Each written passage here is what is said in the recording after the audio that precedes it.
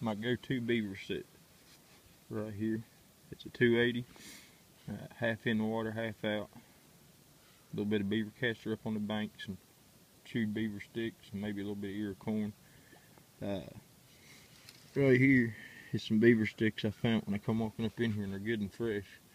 There's a chance they could have floated down the river and wound up here, but when I look across, there's a bunch on the other side too, and a bunch on up on the other side. I like trapping on the other side. That's an Allen over there, and last year we waded across and trapped off of it, but I don't have no chest waders right now. My other one's got some holes in them, so we're just going to work off this side of the bank. We seem to have pretty good luck on this side last year. So stick with me. I'm going to find me some old dead sticks to put this 280 in with. We'll get it set and get on up the river. Since it has been about a year since I set a 280, find my safety.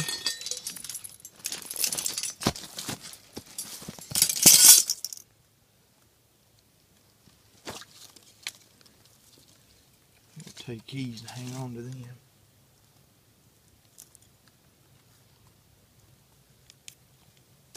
Get my gloves off here before I get them wet.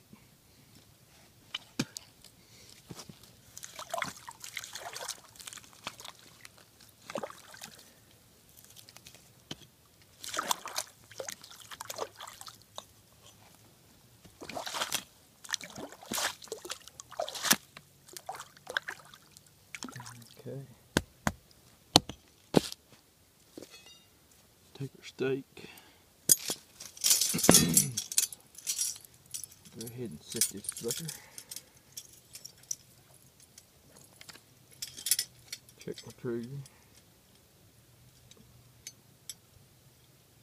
I like my triggers to be in a T shape, and I set my trap upside down with the trigger on the bottom, so when the beaver does come in, he don't see nothing, unless this is just up out of the water a little bit. I've had a lot better luck like that than I had dropping it down from the top.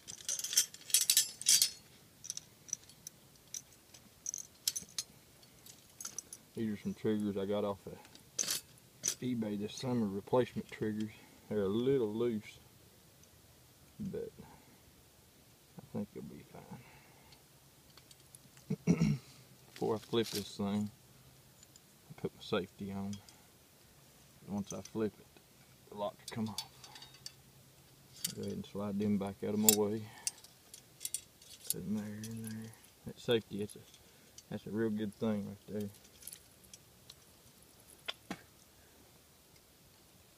Okay, where we're going to have this could be down in the water like that. So, drop these down a little. I'll try to dig that bank out a little bit so I can get it up here closer to the bank.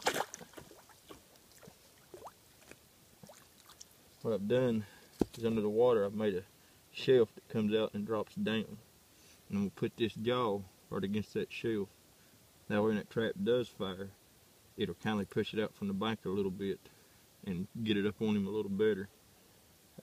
I did a lot last year in rock bars right off of the bank and done them in the same way.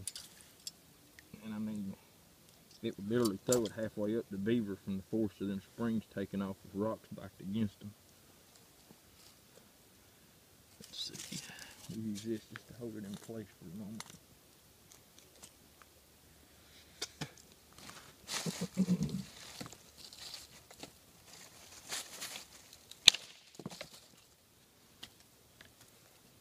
Lock this one up a little bit. Right there is why I use the safety a lot too. I mean, it saves your hands in case it would fire off. It ain't going to set all the way off and you have to redo everything. But when you're pounding these sticks in, it moves that trap a lot. Now I've got that side down.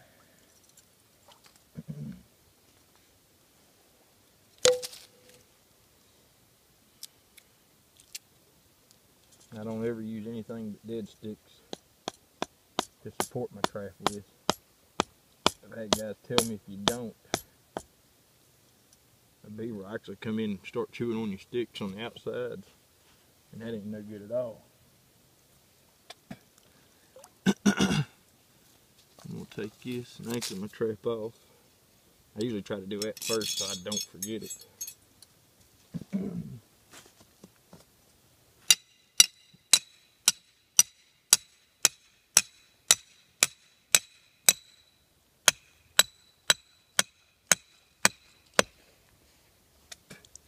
I'm sure you can probably see I ain't got the best angle to video this by myself, but on all my 280s and 330s I changed out last year and took the round ring that comes on them off.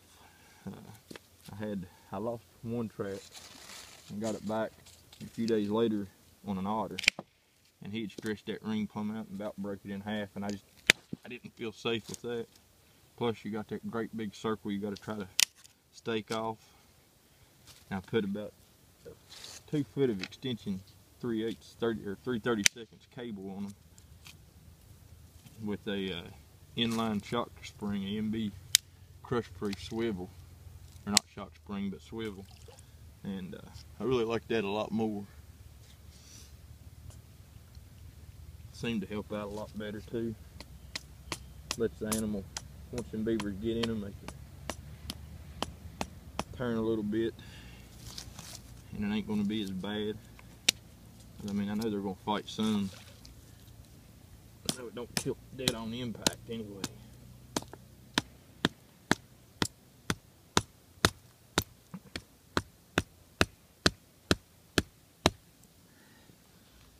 That trap's a little loose, but we'll tighten her up there. One good stick to drive down. Be tight as I'll get out. Oh yeah, that'll do it.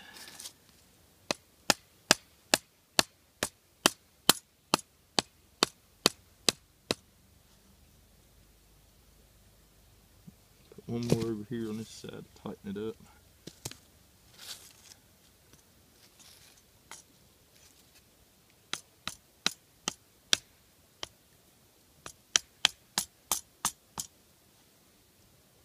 Thing's tight as a whistle now.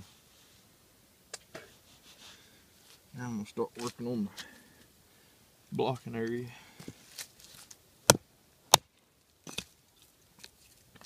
Keep him from walking the bank on me.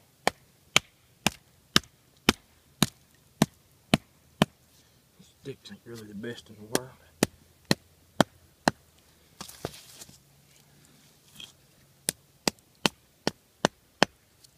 That beaver's going to want to swim up here and come straight into the sets.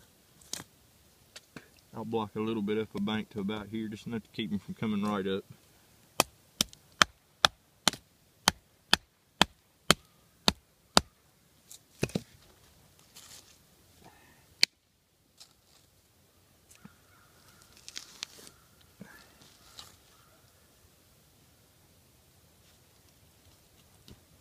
This other side there's a tree right off, so if I can find a small log I'll just lay it through here.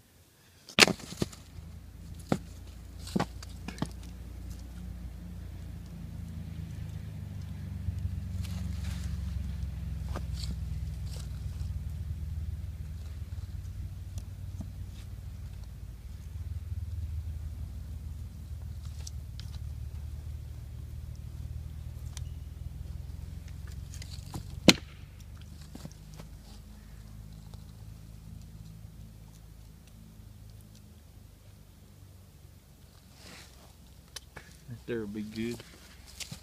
And then I always take some of them and weed them up here. And then with my duck sticks, just to make sure he sticks that head down. Now my set's done. I'm gonna take his safety off. My safety's already off for both springs. So all I need to do now, take my piece of corn here. I'm gonna set it right in here where it's good and visible to him. Take these beaver sticks, break him up a little so I got a few extra. And I'm gonna take my beaver caster.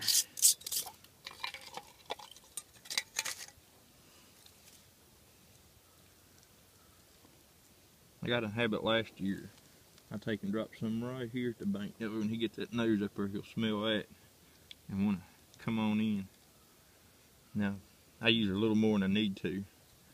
I put a little bit right up here on the bank.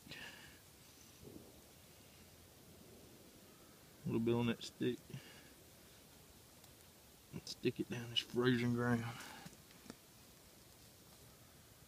There we go. Usually I try to, if I got a limb or something overhanging, I'll put a little on it.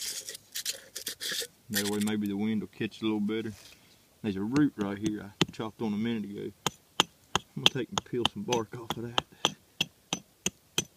That'll be a good little bit of eye appeal for anything coming from downstream to see.